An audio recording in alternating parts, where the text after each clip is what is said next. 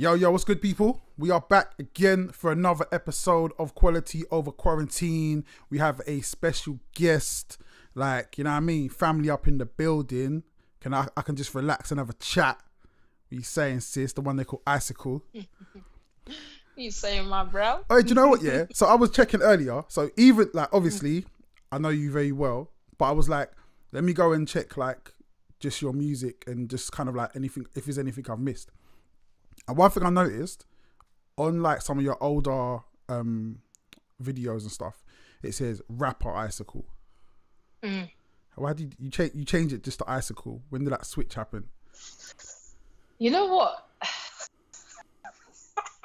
It wasn't that I changed my name.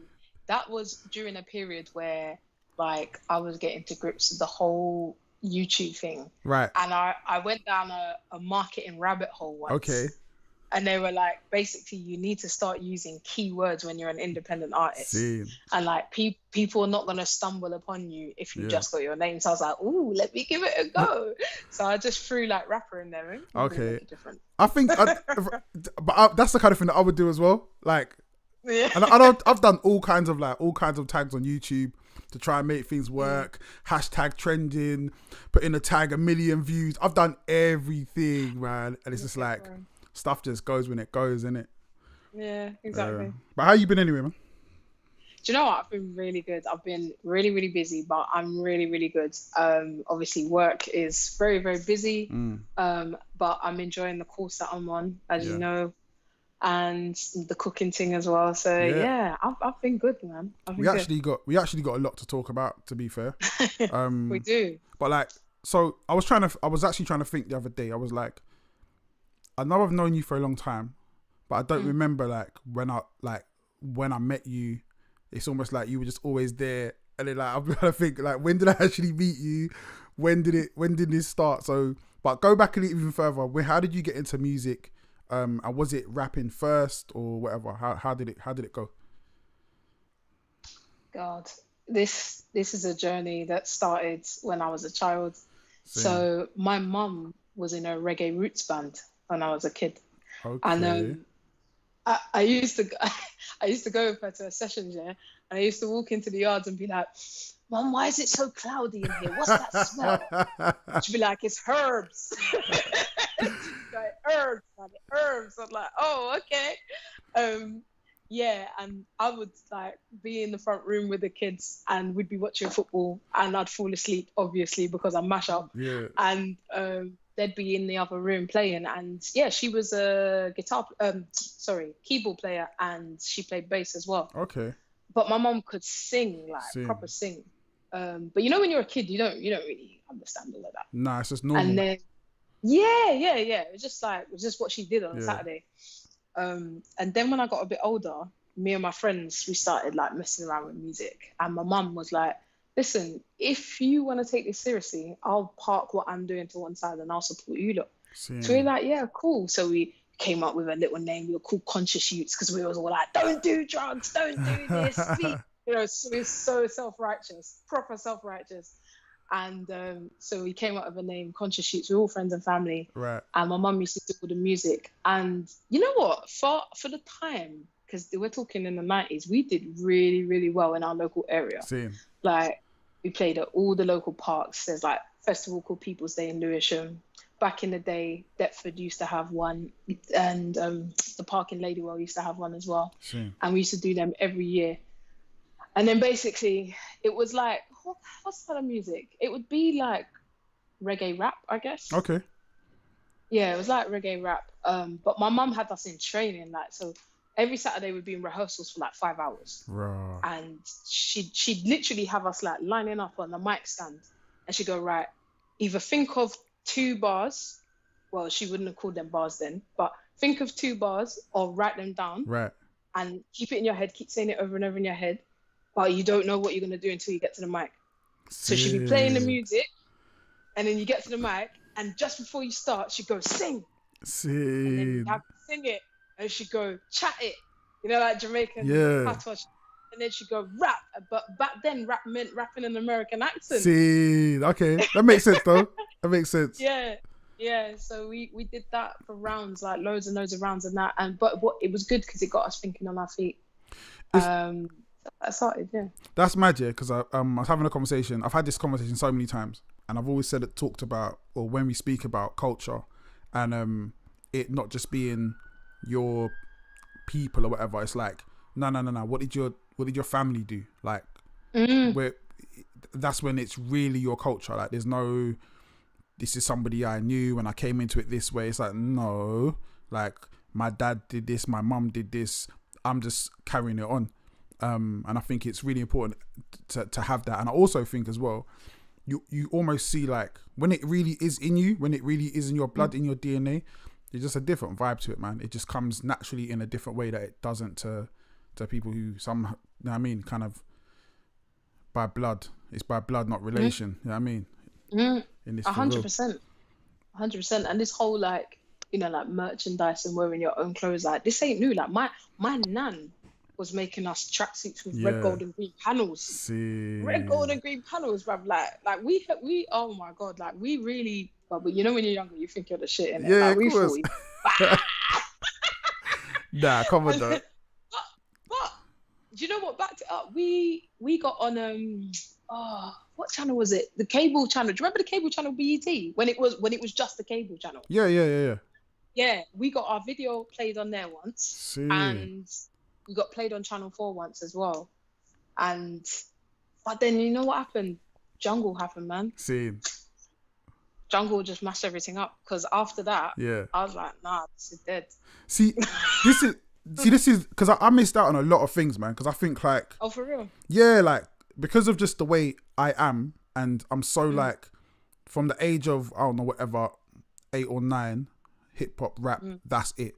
And so even like my little foray into jungle and rave music here, it was just like, oh, my man had the CD, I like the CD, and that's as far as it went. It didn't go into the scene. So it's like, it's funny now because now it started as when I started doing the last album, I started digging into the history of grime. And obviously, when you go into the history of grime, you have to go to history of garage. You go to history of garage, you have to go to history of jungle, and it all links into one. You're just like, right, it's so deep, man. But so what was, again, so going into the jungle side of things, were you MCing or how did you get into that? Yeah, I was MCing, raving, DJing, everything. Like how it happened was, I'll never forget. Yeah, my 12th birthday was a surprise birthday. Right. My mum did for me, and like them days, I was a bashment head, the R&B head, and the hip hop head. So that was all it was. Yeah. And then my brethren just walked over to the tape deck. So we're really gonna show our age now. He walked over to the tape deck, puts his tape in, and I just remember hearing. And I was like, what even is this? And I don't know if you remember, there was this tune that went blood clot. Yeah. Yeah, that tune started playing, and I was like, this is mad. Like, I don't even know what this is. I said, Stephen, what are you playing? He's like, oh, this is called jungle. This is the music. But I didn't like it, but I was intrigued by it. And then I think I must have. Oh, Incredible came out. Ooh. That's what happened. General Lee the Incredible came out, and that was it. After that, yeah, I was completely sucked in. And I know that went commercial, that had commercial success, but I fully got into like Cool FM. Yeah. I was locked in every Thursday, 94.5, yeah, Skibbar, Funky Fleur, MC Det, Shabba. Like, I was there every week recording tapes. And then after that, now me and my brethren, we had like our little local crew, and we had 2 DJ friends. So Toon was a DJ, he lived in Coldbath in Deptford, and then Roy was a DJ who lived in Ladywell. And every Saturday it was the same pattern. It was like, right, which yard are we going to? Like, who's got this, who's got that? Like, let's just meet up. And you'd come with like stacks of paper where you've been writing your chats all week. You got all your blank tapes, you got all your munchies and all your other stuff that we don't talk about to get you in the vibe. And and then we'd just be making tapes for hours. I did a few MCing competitions like at Cool School, which were the big dances up in Stratford. I was properly into it, but I think when it started changing, when sort of drum and bass kind of Right. took over, and it started becoming really gentrified. That's when I started more DJing more. But then I just got into garage after that. Right. See, okay, Yeah. I want to stick on jungle for a second, yeah, because like there's definitely a different. I don't mind drum and bass. I like drum and bass, to be fair, but there's something about jungle that just hits me differently, and it's so, you're right, it's so raw, because I remember like the first time hearing it and being like, nah, like what the hell is this? And I remember, and you know what's mad as well, yeah? I said this many times as well, yeah. My dad is like some strict Christian, right? So Okay. he was always like, any music, if you grew up in like a Pentecostal church, yeah, you know that any music outside of gospel music is the devil's music, yeah. You can't listen to it, yeah. So I must have been, I think I must have been playing one Jungle Mania CD or something, yeah. And my dad was like, nah, you can't play that in the house. Like, these are some of the drums, man. They're like calling on demons and stuff. I was like, what the hell? Like, but when you're young, you don't know, innit? So you're just like, all right, cool, I'm allow it. But like, that, I think that's what kind of threw me out of it. Like, kind of was like, all right, I'm gonna leave that to the side a little bit. So I didn't get into it as much. But like I said, going back into the history of UK music, that sound is nuts. And there's a track I'm working on at the moment. There's two tracks I'm working on, actually, that are both like jungle influenced. But the way I'm seeing it, I'm just like thinking to myself, I want to do like a lot more jungle stuff. And I feel like it's a sound that's gonna come back. And you talking about the jungle sound becoming gentrified and changing. It's the same thing with rap. So we've seen that with rap happen, but then at the same time, now we're seeing rap kind of go back to the rawness with a lot of other crews doing what they're doing. It's just like, and I feel like things just going in waves, and this is like one of the waves that's coming back. Like UK music is coming back to the essence. Yeah, 100%. I mean, I think I made a jungle tune. Was it last year I made it? Because I was just like missing it, just missing that vibe. And it's funny that me and you are having this conversation about jungle coming back. You know, like obviously, you know, I lived in Wales last year, yeah? Yeah. When I told them that jungle, no one in London really listens to jungle anymore, they were like, what? Serious. Like, they were baffled. Yeah. Because it's gone nowhere. In Wales, jungle is still lit to bits. Like, it's still popping. And a lot of places like Southwest Way, like they're still playing it. That's the thing though, because who was it the other day that someone said, and we're like, oh yeah, because the way jungle died, and I was like, so wait, is jungle dead? But then I'm again, I keep hearing it popping up in different places, and I guess no music ever really dies. No. Even if it's out the limelight, it's not dead. It's just somewhere doing what it does, innit? Like music can't die. It's energy, man. Was it the first or second law of thermodynamics? You can't get rid of energy. Yeah. It just moves. So how did we go from jungle to garage? Was it rap after that, or was there grime in between? So it was there was a little dabble. Right. So when garage came in, I was a proper garage raver, and me and my ex at the time, we were putting on raves, like bare garage raves in the area. Okay. And I did a bit of garage MCing, but I didn't like all of that hosting. I just was not a host MC, and all that inside. I hated all of that. It used to get on my nerves. But then, when garage got a bit darker, when you had like Zinc doing his like 138 track, and you had Wookie running their rhythms, when the beats got a bit darker, and So Solid started doing their thing, and Heartless was doing their thing, I was like, nah, I like this. Yeah. I like this. So I started MCing on the darker two-step garage. And then you had like Pay As You Go and all of them. And then when it started going to that phase of like, we don't really know what this genre of music is. It's not garage. Yeah. But it's too slow to be jungle. Like, what is it? That's when I was really MCing on it. And I did a couple of like, do you remember, I don't know if you ever heard of them up your way, but there was a crew in Lewisham called Essentials. They were called Garage Essentials. No, I wouldn't. They were kind of like, they were like the older lot of like P Money's crew. Okay. They were like the older lot that bought P Money and them not through. Right.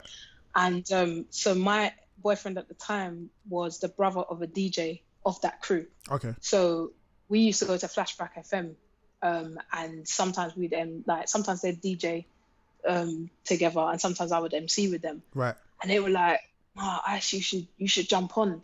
But I'm not gonna lie, like because I was a bit older, I found it a bit too aggressive. See, because them days were mad. Like every time we put on a rave, we knew, when Power got played, it's over. That was it. Yeah, moshing. The dance is done. Like, yep.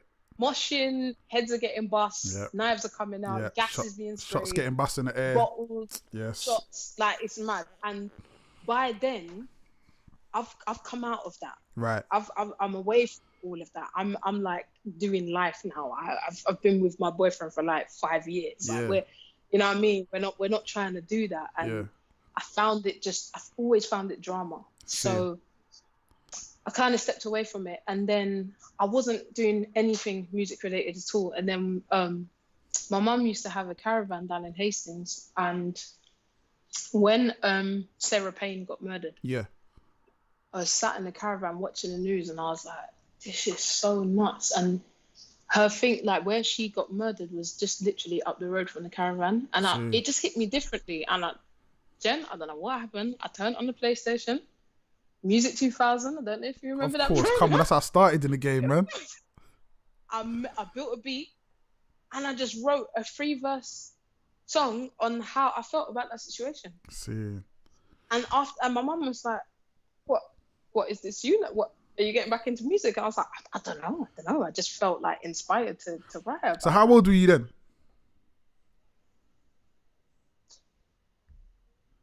I want to say like 19. That's what I'm saying. Like, so you're still young, yeah? You've like done so much in the game up until like where most people start. That's crazy. So from then it was like, all right, it's rapping time. Yeah, it was rapping time, but it was still, the accent was still American. Okay. And I was going to there was a thing in New Cross called Gold Rush, which was a studio, and the man then would just come, they just run rhythms. Like a jungle set or a grime set. You just run rhythms and just spit on it. Right. And I remember one day, one brother came in and he's like, you man are all fake, all spitting in your American accents and rare. And I was like, oh, how am I supposed to spit? Yeah. Like, I'm proper baffled. Like, because my British accent was garage and jungle. Like, how do you rap in a British accent? Like, I just couldn't compute. And my friend was like, the same way how you MC to garage, just slow it down. Yeah. And I was looking at him like, this sounds like it makes sense, but my brain is not allowing it to happen. And he was like, I'm going to put on a record right now. And he played one. And he was like, just do your garage MC. Do your garage, slow down your garage MC. And as soon as he said that, the switch went off in my head. Like, right, I got it now. I think it's, you know what, you saying that is, I think a lot of people, there was a transition. So we're talking like early 2000s. So like from maybe 97 to like 2002, maybe even later for some, there was like a transition where the zealots, I put myself in a zealot category because I came into the game with UK accents. I came into the game with this is from when I started to rap like out loud. I was already rapping in the UK accent because I was hearing Skinny Man and Black Twang. So it was even more. Cause I reckon probably when I first started, I was doing the American accent thing, even not really thinking about it. But then once you started hearing the UK guys, you're like, oh, this is what we do, innit? All right, cool. Yeah. So that was it. But then at the same time, there were still loads of rappers who were rapping in American accents, because that was kind of the thing. And then there was loads of pushback. I remember one time. So there was a rapper called Malarkey from South. Yeah, he was hard, right? And we was in Brixton one time, and Mega and Mayhem had just come back from New York. So it was like we're in the queue waiting to play basketball, and everyone's in the queue, and then we're like, oh, you must have gone, nah, you man rap in it, because they were still like, they were dressed like they were out of New York, like baggy stuff, big Pele jackets, bandanas, everything, yeah. So he's like, oh, I rap as well, let's battle. And so he did his verse, boom, boom, boom. Then they started rapping, and they rapping in American accents. And everyone's like, nah, that's a whack, man. Nah, man. Like, you can't rap in American accent, because this was like Brixton at the time, and no one really got it. And it's just like, but they were spitting hard, but it was just an American accent. And I remember at the time being like, yeah, nah, man, they're rapping in American, that's fake. But like looking back, I'm like, you're a dickhead. Like, why did you even care? Like, and it's funny because there's certain acts now that still rap with an American twang, some of the old ones. And this is, I'm just like, it's sick. Bronze and Black rapped in American accents. Some of the hardest tracks you will ever hear from the UK, in American accents. Funky Dio still had these kind of a British slang, but it was still the American twang. But for some reason, at that time, I like that guy coming in and going, nah, you lot are fake. But that would have been me at the time. Like, nah, you can't do that. You got to rap British. And it's like, no, you don't. Shut the fuck up, man. You do it, like, do what you want to do. So now you switched it. You got the British thing going. Who were you listening to, or who did you hear getting your influence from at that time? What, British? British style, yeah, like from here. It was, I'd say, Kailash. Damn. Yeah. When I first heard Kailash, I was like, it was horrible, man. I was literally like, I've been waiting for this all my life. Like, this is what I've needed and wanted all my life, and I didn't even know it. Like, so yeah, definitely Kailash. I was up on Icykal from early. Scene. So, that tune that got him, that was on the news, Roll With Us. Yeah. I heard that from early. Scene, on a mixtape somewhere. Trying to think of all the bit. Mike GRC. Yeah. Okay, so it was like the Dons then. Obviously Rodney P and Roots Maneuver. Jester came in too late. Okay. But he popped in there. Same. And I'd say probably who else was influential British wise? Lunacy. Okay. Yeah. Right, that's mad. Because I just like the fact that he was just doing his thing with his accent from up north. Yeah. You know what I mean? And also I had 2 years where I lived in Brum, and them man were, oh my God. I tuned into one station, I can't remember. It was the same frequency as what Capital Extra is. Right, okay. Whatever that is in Brum. Yeah, see. And these, oh my God, Jen, these man were going hard. And this was like early noughties. See. Like they were rapping hard, but because the Brum accent is, sometimes it's got a slight twang that sounds American when they pronounce words. I was a bit like you. I was like, what are they doing? But I couldn't deny how hard they were. Yeah. I couldn't deny that. I guess they were so hard. Like if you think about it, Morris Delta was them times. So yes. They were killing it. They were like, and obviously there was a lot of like Coventry guys, a lot of Northern guys. But yeah, when I guess when I started getting into UK hip hop, I think the first person to really, or the first guys who I was like, oh, that's mad different, was, because Black Twang to me was just like straight rap. Like that was, to me, that was just like, that was a straight rap. To me, I was like, that's cool. That's what I do. That's the lane. Boom. That's what we do. And then I must have heard Cosmic Gypsies, and I was like, I was shot into the uni lot in Harrow, innit? So I've gone there and I've met Tom Caruana, and he's playing me this Jest with Task Force track, and I'm like, what? Like, what is going on? Like, this is nuts. And then the same reaction that you had to Kalashnikov, I had that, because then it was like, to me, it was like, oh, you took the Black Twang rawness, yeah, and then you took the Task Force Jest wordplay, and you just put it together into something crazy. And it was, this is how crazy it was at the time. I was with my girl at the time, and it was on the radio, and it was Dago Mentality. I remember hearing that. I might have heard a few things of him before, but Dago Mentality, I said, stop the car. Like, nah.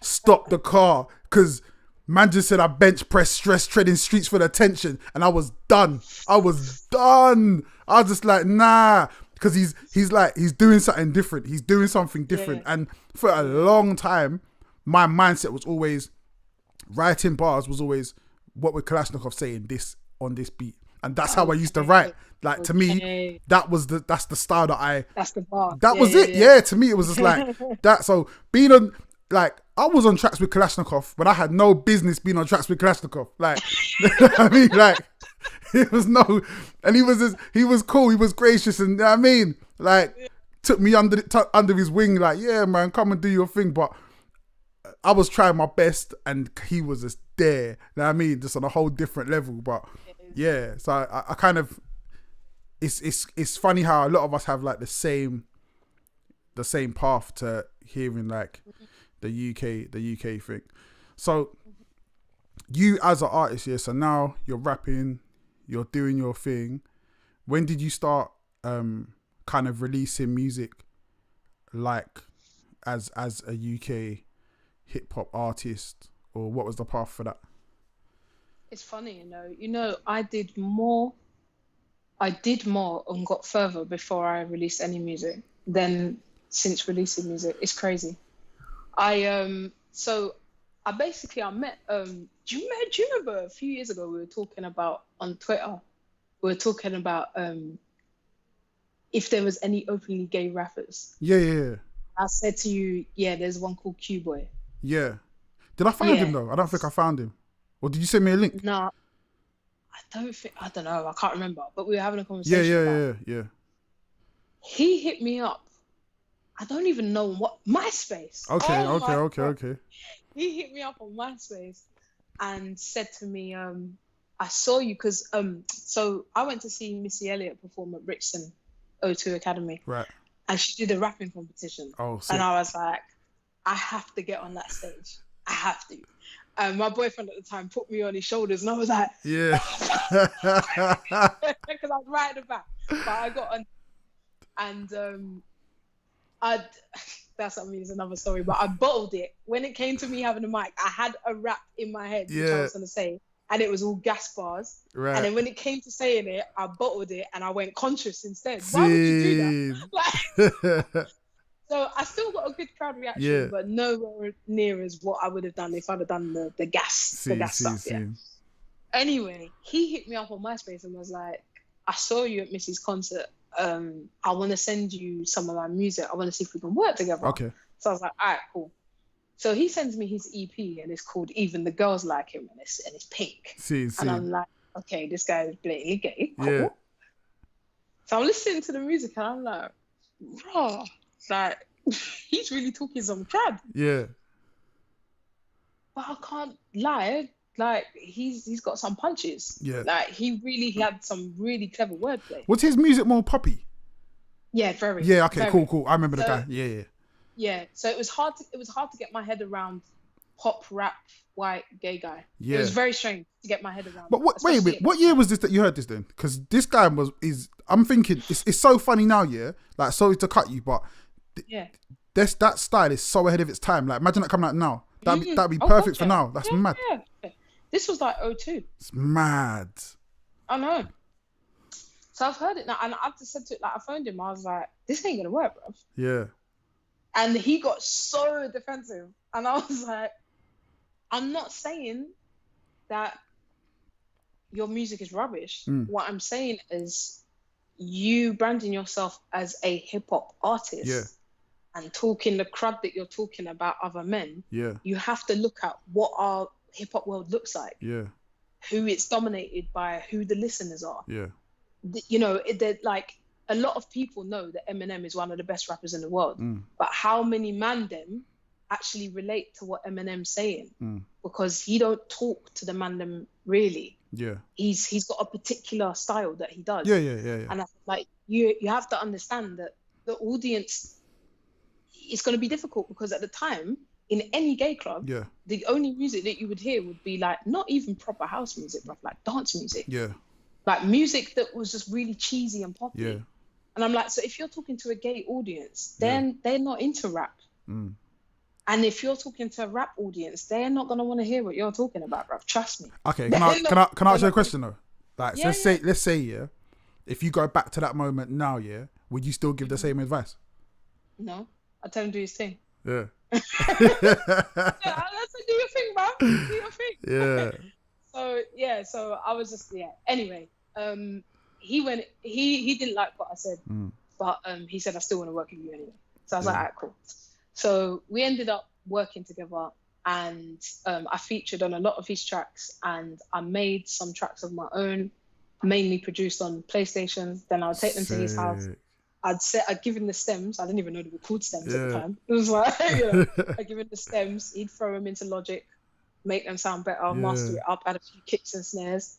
And then I started performing those songs. And then, so I had about, I'd say the last time I performed with him was 2010 at Europride in Trafalgar Square in front of 16,000 people. Jeez. Jen, I nearly shit my pants. I didn't know how many people were going to be there, and we were standing at the side, and he was like, oh my God, there is a lot of people out there. And it was the scariest thing ever.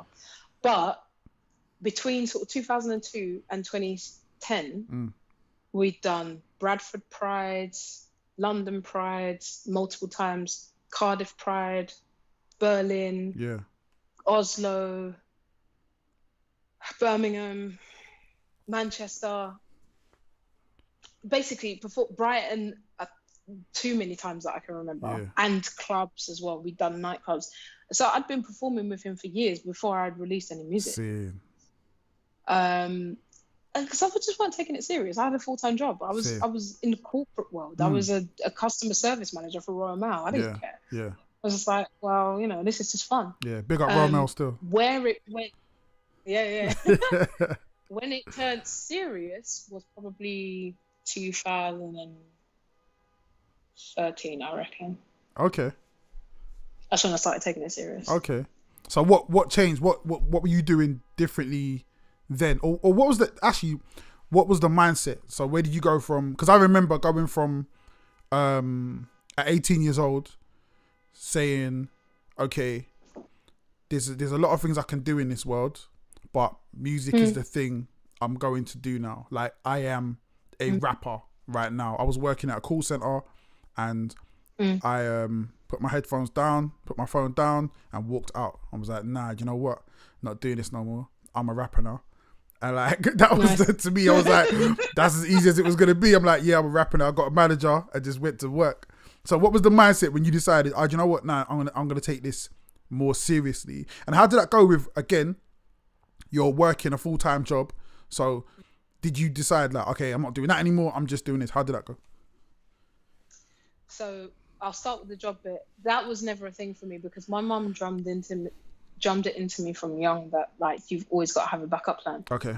And my plan B basically became plan A, if that makes sense.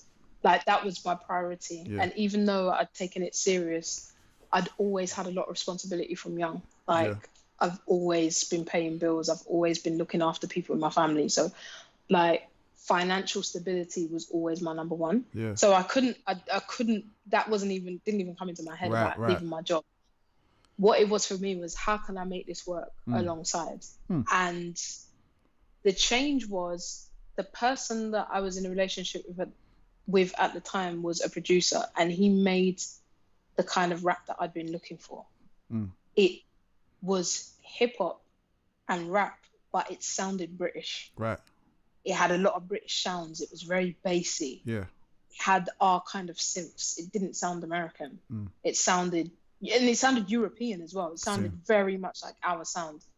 And at the same time was when me and Lai went out to Paris to do a collaboration EP with some French artists. Okay. And that weekend, when we spent the weekend out there was like 20 rappers, me and Lai and Oracy were the only ones from So we're the only ones from England. And then there was a Spanish guy who was from, do you remember EO Dub? Yeah, man. Yeah.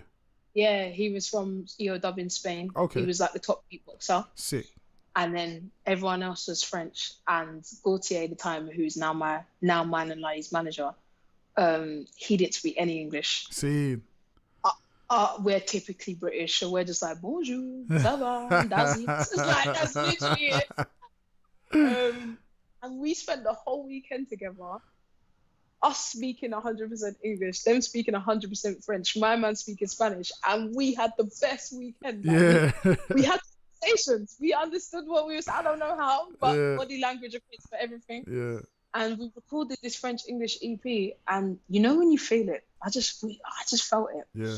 And like you said to me, sis, like let's just take it serious. Let's take it serious, because we got an opportunity here. Yeah. So when it's been going well. You've been putting in work. You've been traveling. You know what I mean, you're hardly in the UK. You know what I mean, always out there doing your thing. How important do you think? Like, you know what? This is mad, yeah. Because these interviews, I'm always like, oh, do you know what? Like, we'll go about an hour. And I'm like halfway into the interview, I ain't even scratched the surface about half the things I want to talk to you about. But I do want to ask you, because one of the things that I've noticed a lot is there are certain artists that do get the hype, get the streams and the media buzz, but they don't get the shows and they don't get the love outside of the UK. You've been hitting outside of the UK hard and getting the actual stuff that really means something. Do you agree with that statement? Do you think it's a case of that stuff is way more important than like the hype that you see a lot of artists get? Because I feel like there's not a lot of longevity with that either. I think it depends on what's more important to you as an artist. Because for me, it just so happened to be that way.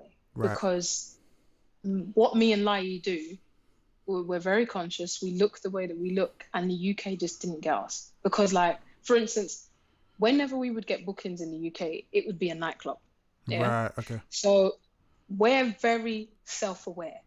We know we cannot walk into a nightclub at 2 a.m. and rap about fuck the government because you man are on a vibe. Vibing and dancing. We can't do that.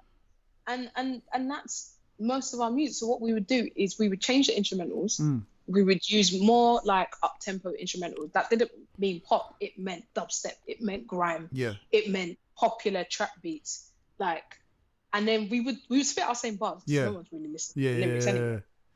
And then we just make up a catchy hook. Yeah. So that's how we did it. That's so funny. Guys do that as well, you know. So what I would do, like I used to have this song called Power, and what I did is I switched the instrumental to "I Got the Power," same bars, like simplified the hook, and it used to go off. Yeah. It goes off. And so, but like people in the UK were just like, I don't understand. You girls are like, you're girls, you dress the way you dress, you're spitting what you're spitting, like on those kind of beats. I don't understand. Whereas France are like, yes, like, they love it because politically, you know, France they've had similar struggles to us, but it's even worse. Yeah. So they are really anti, and they love everything that we're about, and they love the fact that we do it on the kind of music that we do it on. So because of that, we haven't had to change, if that makes sense. Yeah. Like, we can use all of our original material. We don't have to make any changes, and it goes down well. So for me personally as an artist, I prefer that. Like, I mean, it would be nice to not have to have a day job as well. Yeah. But at the same time, like, I don't have to pay to go to France anymore. I haven't had to pay for me and Lai haven't paid for the last 5 years. They pay for us to go out there. They pay for our accommodation, our food, you know, and we get money on top as well. Yeah. And through that journey, I've learned so much. My manager through that journey has gotten bigger. He's got his own booking agency. He's now got a job within the industry as well. And as a team, we're just growing. Yeah. So let's switch lanes, yeah, because obviously you're not just an artist, you're also a manager. How does the mindset switch from being an artist to a manager? I remember having this conversation with Morgan Keys years ago, and he was like, bro, you need to be a manager, man. You got to manage, man. Like I feel like that's where you got to go. And I was always like, the reason why I can't be a manager is because I still like being in front of the camera too much. Like I still like being on stage too much. I still like making music too much. And I feel like in my head, I'm like, yeah, I'll be a great manager. But in my head, I feel like I'll be a great anything. Like I feel like I'll be a great pilot. I'll be a great brain surgeon. Like honestly, the way my brain works is like, if you can do it, I can do it, and I can do it better. That's just the way I think. But the reality may be very different from that. But to me, it'd be super hard for me still being an artist and trying to manage other artists. Even trying to run a label and trying to have other artists involved in the label has never worked for me more than a couple of tracks, because I'm always just like, I can either put out your album or put out my album. Yeah, I'm just going to do my album. Like, I'm just super selfish like that. So how do you find that balance? I think it's because I never want what the other artists want. Like, a lot of artists are trying to be successful enough that, you know, everyone knows who they are. 100%. Whereas for me, that's not the case. Right. I want to be able to, when I say it would be nice for me to not have a day job, that doesn't necessarily mean that I want rapping to be that replacement. I would like all my ventures that I'm involved in to come together and pay me enough so that I didn't have to have a day job. And also what has helped is that my career is successful in France. So I see it completely separate. I'm an artist in France and in Europe, but over here I'm a manager. Yeah. And don't get me wrong, that obviously I will work and I'll do music here and as well, but it's just completely different. So for instance, here's a great example as well. So in 2017, I was booked for a show in Paris. Right. Me, Lai, and a couple of our girls in our crew were booked to do a show in Paris on the same day that Shocker had his EP launch. Oh, damn. I had a decision to make. And I chose to stay in the UK and do Shocker's EP launch. That doesn't surprise me. And my manager was obviously disappointed. Yeah. And so were my girls. But I was like, Lai, go do the thing, go rep for us. And the reason why I made that decision is I'd only been working with Shocker for 6 months at the time. Right. It was his first EP launch as a solo artist. And it was the first event, excuse me, it was the first event that I'd ever put on and organised by myself. Okay. And I was proud of it. Yeah. So I had to see it through. I had to. No regrets. That's it. Yeah. To be honest, like, I know your type, like how you are, so that doesn't surprise me. You're always been very giving. I think that's what makes kind of like a good manager. How do you find like this game is super hard, and to me there's no rules. There's certain paths, but like again, there's so many paths you can choose. Do you, when you're putting together a strategy about what you want your artist to do, how do you do that? Like, how do you even decide, okay, we're gonna do this next, we're gonna do this, we're trying to get you to here? And do you have like an idea of like where you're trying to get your artist, or what are the benchmarks of getting to these next stages?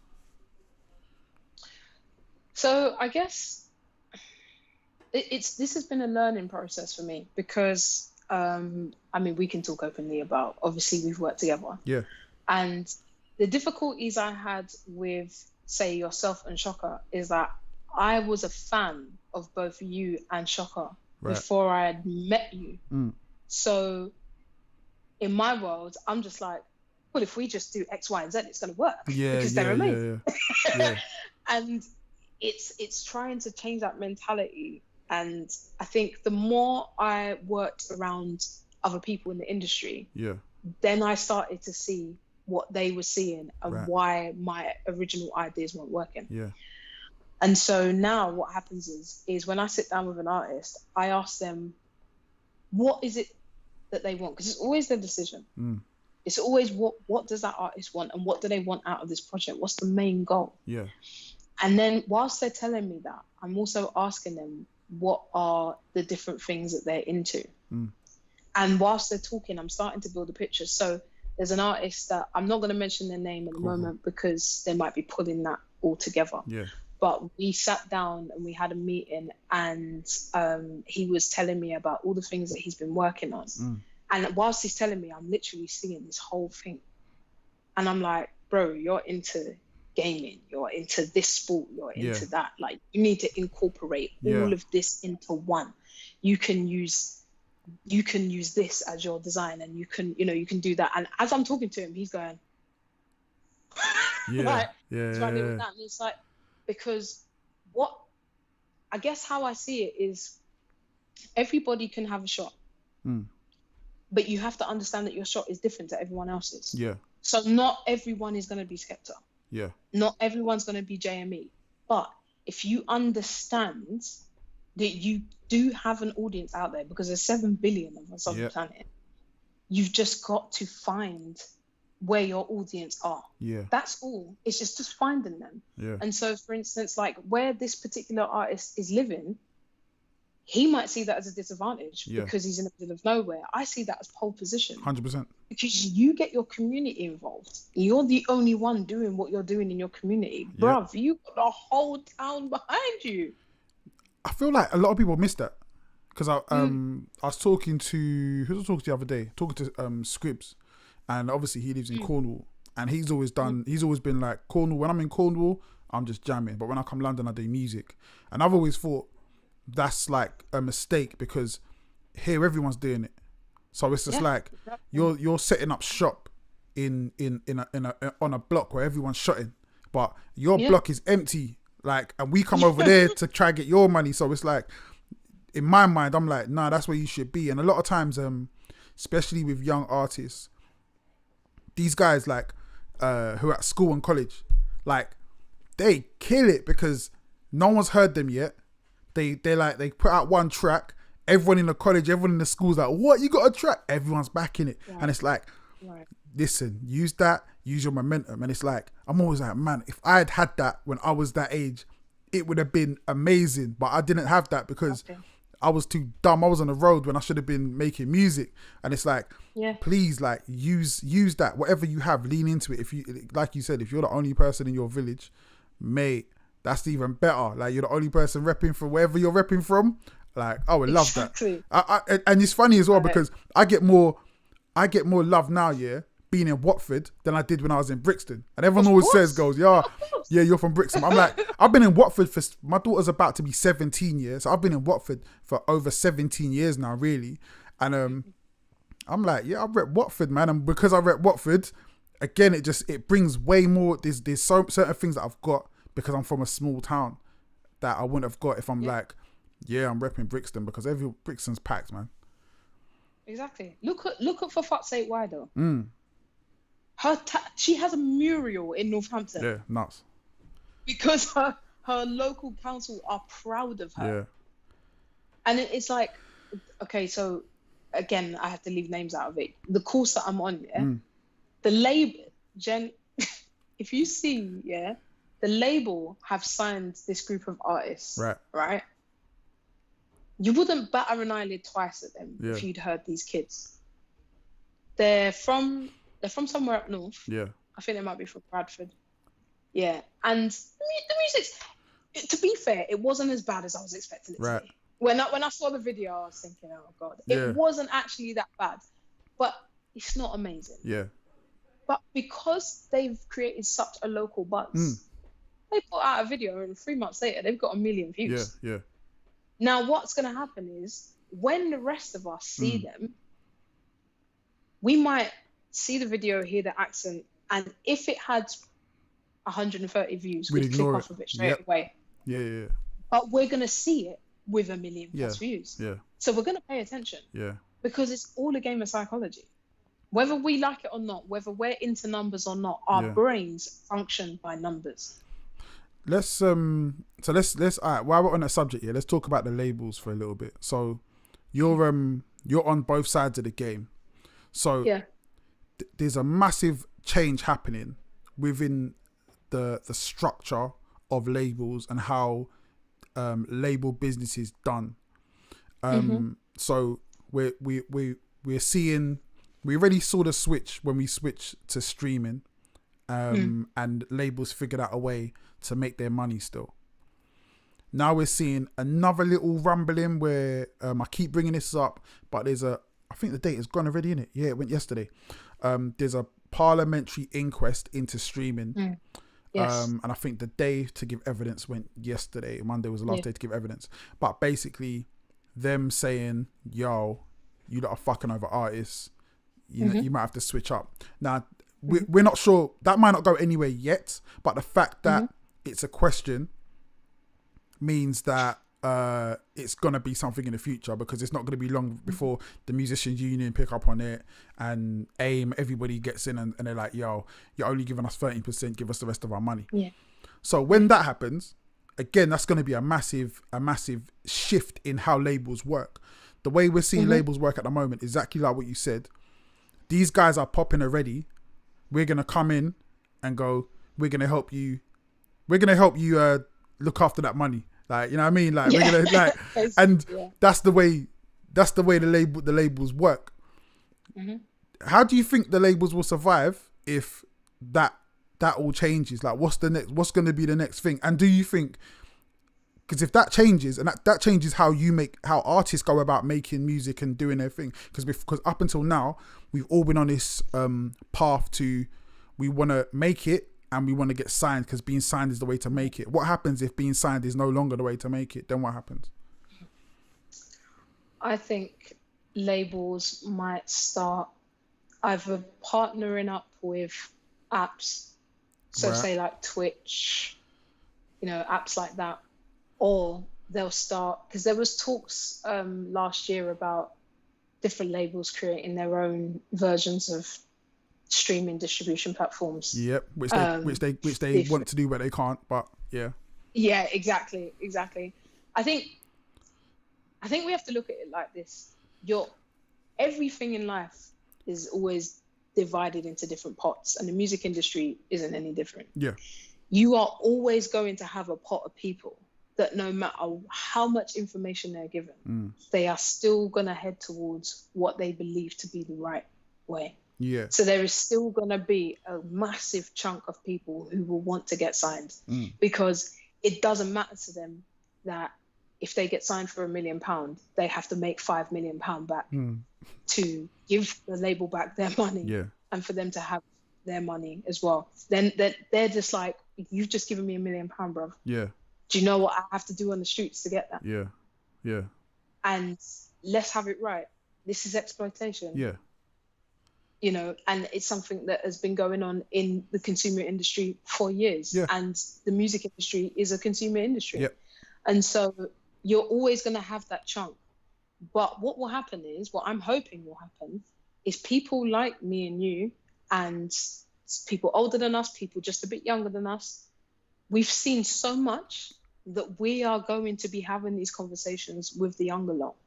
And we are going to be building our own platforms. Where it's like, there's a lot of people trying to work for this 50-50. A lot of people trying to build independent labels where they can offer 50-50. But you're going to have loads of us on YouTube and loads of us having our own pockets of management companies, distribution companies, where we're offering young people, and giving them as much knowledge as possible. But again, it's going to be techie, because even though we can do that, not everybody is going to be like, for instance, okay, the only person who am I thinking of? JME, Bugsy Malone. I'm trying to think of people who are completely independent. Completely? So, okay. Exactly. Because as you just laughed there, a lot of the independent artists are not independent. They've all got distribution deals. And when you really get into the technicals of it, for your song to be in the charts, you got to be signed to someone. So it's like, you're going to have to, there's going to be separate pockets of people who will be happy to stay independent and work with people like us who will give them all the knowledge that they need. Yeah. But if they're only getting to a certain level, it's only going to be a matter of time before a label sweeps in and offers them something else, because everyone has a price. But you see, I don't have a problem with that. See, one of my someone who I look up to a lot in the way he handles his business is Russ, right? And Russ speaks about this a lot. He speaks about being independent, Russ. right? So one of the things he did was he signed a deal. But the difference is he signed a deal with amazing leverage. And I feel like that's the difference right there. So obviously Joe Budden, another big pusher of this being independent, he says they don't know how to deal with you when all they can offer you is money. Like when you don't want any money, they don't know how to deal with you because you have leverage. And I feel like that's cool. Like I love to be in that position. And I've always felt like, even in my little small place, I've always been in that position because there's not a lot you can offer me. So it's gonna take a lot. You can't offer me. You can't hit me up and be like, "Yo, we're gonna take 80%." I'll be like, "No, I'm good." So I've been in a fortunate position to be able to turn down loads of things because I am, as you know, I'm one of the most difficult people to work with because I just like doing stuff myself, innit? You just do your own thing. Yeah, but like I feel like people don't always understand that there's a reason for that, because my thing is always like, if I'm gonna give you something, there's got to be like, what am I getting in return? Especially when it comes to the music, because I feel like it's the only thing in my life that's gonna have longevity. This is something I'm gonna give to my kids, so it needs to be in a position where it's always controlled by me. I always have to be the one who's in control, and I feel like giving people that are coming up the knowledge or just understanding of how the game works, then you can make that decision. If you decide, nah, do you know what, I want to go down that route straight up, knowing full well it's not the best thing to do, then cool. I have a car on finance. That's not the best thing to do. I want the car. So if that's what you want to do, yeah, and you want to pay 14-50% APR, then good on you. Like, that's you in it. Like, and I feel like that's fine. But I feel like there's way too many young people or young artists who don't understand that. And I also feel like, you remember when we had the payday loans business, and they made bare money, and then the government stepped in and was like, nah, you lot want some fuckery, innit?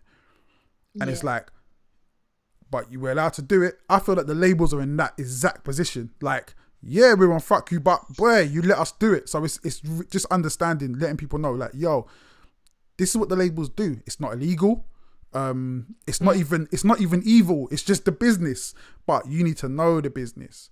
And I think for me, I'm just so interested to see what happens next, because I feel like the way the labels are moving now, they're moving as if this ain't gonna last forever. We're about to have another hit. We're about to have another whenever it was when the game all changed. And I feel like it's even the idea, like you said, they're trying to do their own streaming. It's like, that don't work, because you're in business with Spotify, and Spotify have a contract with you that you can't do what they do and they can't do what you do. Exactly. So boy, we're all stuck here for now.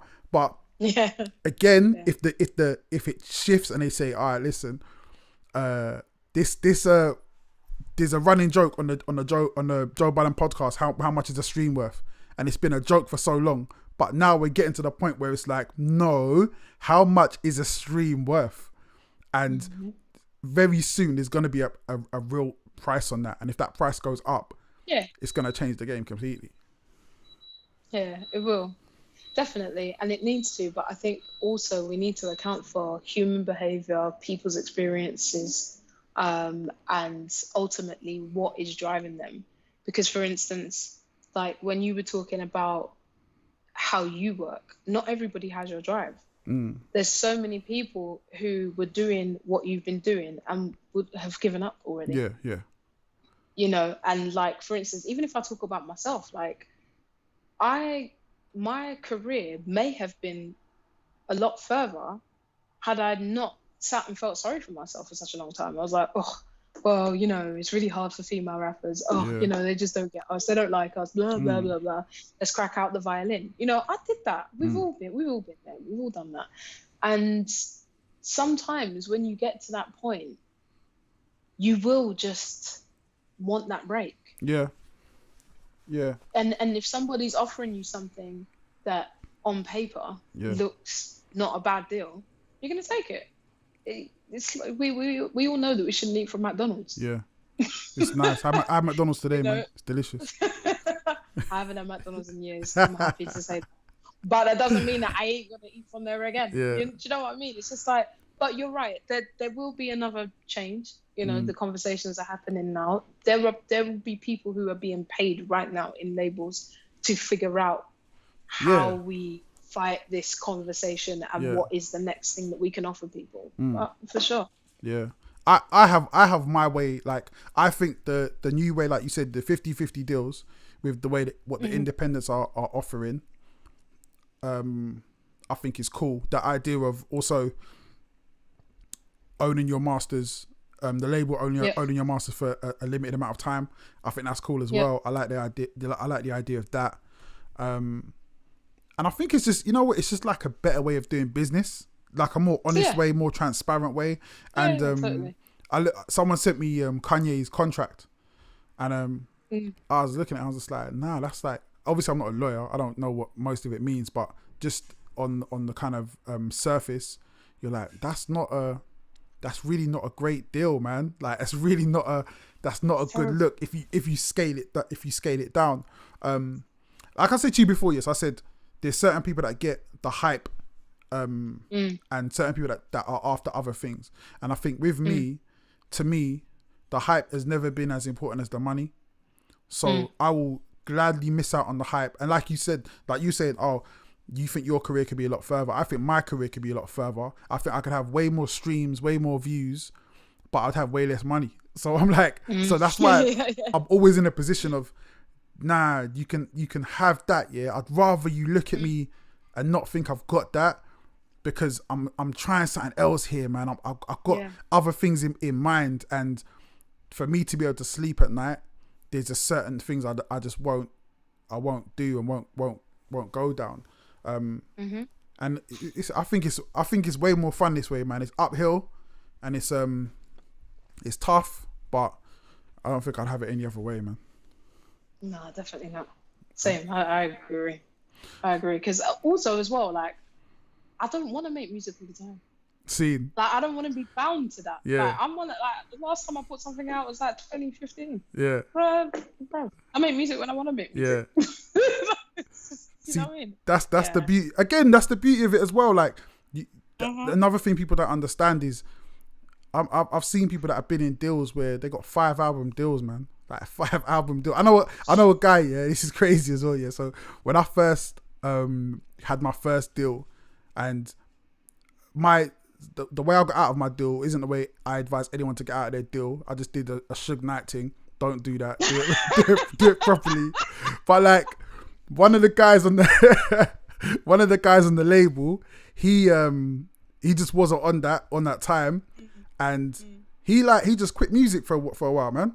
He quit music, and luckily the label went out of business. But yeah, so and I remember, like, this is 2004, 2005, 2006 times, and I'm just doing my thing, like, having no problems. Like, I had a problem with the label, but what I did, as soon as I had a problem with the label, I'd stopped working with them, and I put my mixtape out, and I was like, okay, cool. You lot have the album, I'm making my money off my mixtape, and sold 20,000 of those. I was good. They sat there with all the albums, they couldn't even move because I wasn't pushing them anymore. And I remember speaking to the guy, and he was like, yeah, man, like, they said I can't make music anymore. And I remember going, what do you mean they said you can't make music? He's like, yeah, because I owe them 5 albums, and I've only given them 1, and they said if I don't give them the other 4 albums, then I'm like, are you mad? Like, you're crazy. You know where he lives, and you're talking like this. Like, it's just nuts. But yeah, it's a sad thing to say, and it's a beautiful thing when you can just do what you want. Like, no, I don't need to make music. I can just chill.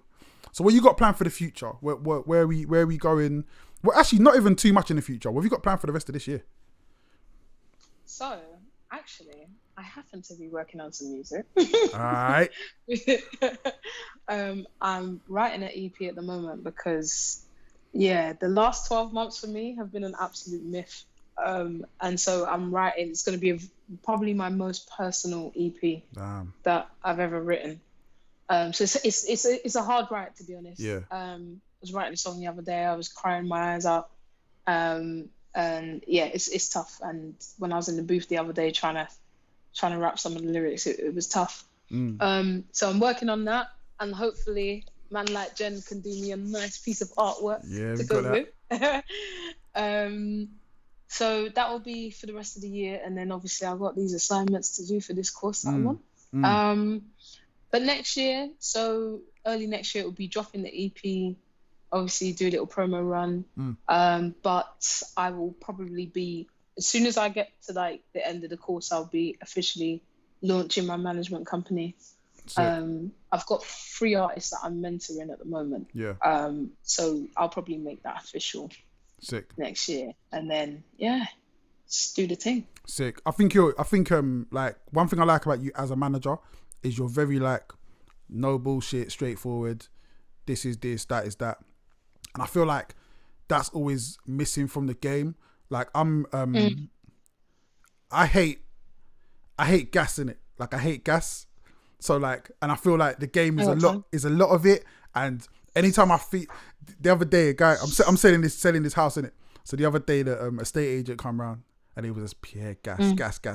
Oh, they're the worst. I was like, oh man, like just, you know what I mean? Like, can you do it or can you not do it? Don't like, please just tell me exactly how it is. And yeah, he flopped anyway, so he went with someone else. And he's again no gas. He was like, yeah, might be able to do it, might not. I'm like, cool. That's what I want to hear, man. Just tell me if you think it's gonna work or it's not gonna work or whatever. So I think yeah, your management company will smash it, man. Like you got Thank you. No, it's really important for me because I've heard it all from everyone. Oh my God, Icykal, you're amazing. We can do this, we can do that, blah blah. Oh no, me, I block clout, wait for it. I do want to see it nowhere. You know what I'm saying? And it's like, for me, I ain't got time. Like I've had artists come up to me in clubs and ask me to manage them, and I say, why? And they go, because I like how you work, blah blah. I'm like, but I don't know you. Yeah. I don't know you. So if I manage you, I'll be managing you for 20%. And that's not how I manage people. Yeah. You need someone who loves you or is a fan of you, likes your music, to manage you. Like I don't want to do that. Yeah. I just can't be that cold business person. I'm just not that. So I'm not getting in the game. Like a lot of people in my course might be getting in the game to find artists to work with. I already know who I'm going to work with. I'm just trying to find knowledge to push them forward. Yeah. Like, yeah. I think if I ever manage, I'm definitely taking that 20%. But I think do you know what though? You have to. I'm taking that cash. But I think like it's the incentive as well to like push forward, man. And I feel like we need more of that. But I'll say this though, for the most part, like the UK has some of the best managers like out there, best management teams, and that have really come from the ground, like really come from the streets, and have been able to build amazing things. And I feel like the way that this music industry is going, we're still in the early stages. Like we look at the game and we kind of feel like we've done it all, we've seen it all, but we're still at the early stages of what we can become. And we're seeing Stormzy's just the first, he's not the last. And there's going to be way more of that. We're becoming a more global society. We're becoming a more global market, regardless of what Brexit is doing. Like we're still going to be moving around the world. So yeah, man, it's going to be good to see, man. But Definitely. I want to thank you for your time again. Like I said, you're welcome. This is like a normal conversation for us, and we like literally just scratch the surface. Before you go, what are you doing with the catering thing, the food? Like, what's going on with that? Like, you know what I mean? Do a little plug, like let people know what's going on. Alright, people. So on Instagram at Food by Frost, Frost. So what we do is, me and my sister, we run a 5-day meal prep service. we release the menu on a Monday. You have to order by Friday, and we deliver to South and North Kent. And my sister does all the meat and fish meals, and I do all the vegan and vegetarian. And basically, meals are £6 each, including delivery, or you can get 5 for £30. All meals are Caribbean inspired, Asian inspired, and Turkish inspired as well. And as of yesterday, I can now make hot sauce, so that'll be going on there. Jeez. Yeah, we're gonna be practicing like making up sauces and all sorts of stuff. But yeah, it's really good. It's something I love to cook. Obviously, you follow me on Instagram. I'm always showing off my food. Killing it. I love to cook. So yeah. See, that's perfect. And I love to eat. I've got a I've got a show that we're supposed to do before lockdown. Hasn't happened yet, but we're starting very soon, called Jenny Eats World, where I just go around to different restaurants and eating their food. So we're gonna be doing. We got to do that. We got to do like a proper review, let people know what's going on. So yeah, I look forward to that as well, man. Also got to shout you out for killing the verse that you did for my album. Like. No one. I thought I was the fastest at giving verses. I was like, yo, on the day I had to hand this album in, I'm like, yo, Icykal, can you do a verse? No, actually, I said to you, are you in the studio? I'm in the studio now. Can I send you a beat? You do a verse? Yeah, cool. Send it. It's back already. I'm like, nah, wait. What are you talking about? I'm like, nah. Killed the verse off. It was mad. Like, I don't know how you wrote that fast and recorded that fast, and just the verse was mad as well. Yeah, you called me on the right day. Yeah. I mean, to be fair, I do have quite a fast turnaround anyway, but yeah, I was just in a vibe. I was recording one of my really heart-wrenching songs at the time as well. And I was like, what's Jen going to send me? When I heard it, I was laughing. I was listening to the book. I was like, okay, Tops, hold the beat. I've got to get greasy. And he was like, well, you're being all emotional and stuff. And I'm like, we got to hold the emotion for one time. I got to get greasy. But what he started, he was mixing the track, yeah? And I had these headphones on and I'm listening and I'm like, what's that? Wait, 1 second. Yeah. All right. So I'm in between and then he's like, but Ice, you need to go back in the booth and do it. I'm like, all right. So I put the phone down, run back in the booth, do that, and I come back and I'm like, but yeah, so I needed to get it done. That's super crazy, man. It was like you literally saved the project. You saved the project right there, because we was, you know me, man. I leave everything to last minute, and one of the acts, I'm an idiot, yeah, because I just have this thing. I feel like everyone's like me, so I'm just like, if someone says, "Can you do a track?" I'm just like, yeah, you'll have it back within the next hour or so, yeah. And I always feel like everyone's like me. So I must have sent a track to somebody and was like, yeah, man, I need that verse. And they're like, what? I ain't even started writing. They're like, yeah, I'll probably start writing next week or the week after. I'm like, no. I'm like, I need this now. Like, I need this yesterday. And yeah, you came through, smashed it. So thank you very much. You're welcome. And I loved your documentary on it as well, actually. Thank you. Yeah, I was going to do another one, but I was just like, nah, do you know what? I can't even do another one for this next project. It's like, but it's another, like, literally, today is Wednesday the 18th. My single comes out on the 27th, which is next Friday. As of now, there is no video. Nothing. We don't know what we're doing. Wanted to go to Paris, cannot go to Paris. I'm stuck here. I don't know what I'm doing. All I know is I've got my hair's video ready. That's all I know. Something's gonna happen. So boy, we'll you'll know next Friday if it worked or not. But thank you for your time. Hold the line. Let me say goodbye to the people. Anyone else you want to shout out? I want to shout out my sis Lai, of course. Yeah, big up my partner in rhyme, Lai. Big up Kem as well for the management thing. Big up Z. He's an artist that you need to really, really, really think about, because I'm telling you now, go onto his Instagram, Zeet Artist. He is bad. S Tree also. Shout out Kenny Cadence. Anybody else I'm thinking about? If I've forgotten you, I'm really, really sorry. But these are the names that come into my head right now. Sick. And big up. Obviously, Shaka. Oh, come on. Big up, Shaka. Of course, man. Love my brother.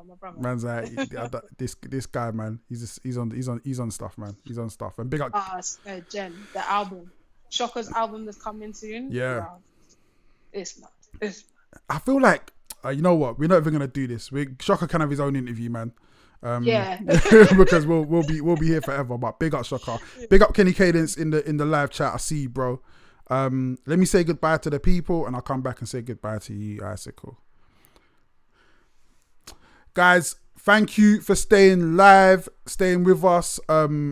Big shout to everyone in the live chat. Please hit that share button, hit that like button, hit that subscribe button. Let people know we are here. Once again, big shout to Icykal, legend in the game, just doing everything, like superhero in this game, man. Mad. So love, thank you to her for her time. Please go check her music. Everything she's doing, like she said, go check the food, man. Go get your eat on, you know what I mean? Right at this time as well, man. This is the time where we're trying to build businesses, and this is the time where businesses are going to be made. So make sure you support. I'd like to tell everybody thank you for the support you've been giving me. Hoodies, this is my hustle. We've been doing our thing, you know what I mean? Hitting out the post office hate me, but boy, it is what it is. But yeah, guys, we'll be back tomorrow. Who do we have? I think we got Tantrum. So we'll be back 8 o'clock tomorrow. But until then, peace and love. And I'll see you lot tomorrow.